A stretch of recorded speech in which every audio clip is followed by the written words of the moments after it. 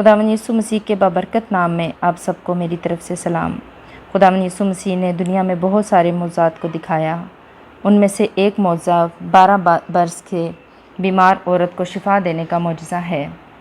ایک عورت جسے 12 برس سے خون جاری تھا، اپنے روگ سے چھٹکارا پانے یسوع مسیح کے پاس آئی۔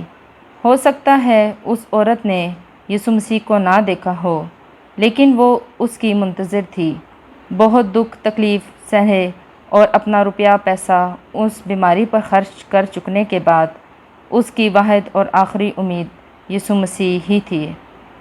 اس عورت کے لیے یسوع مسیح تک پہنچنا بہت ہی مشکل تھا، کیونکہ بھیڑ اس پر گڑی پڑی تھی۔ خاص طور پر یسوع مسیح کے معجزات، یائر کی بیٹی کو زندہ کرنے کے معجزے کی وجہ سے لوگوں نے یسوع مسیح کی ایک جھلک دیکھنے اور کوئی اور معجزہ رونما ہو دیکھنے کے لیے ایک دوسرے کو دھکیل رہے تھے۔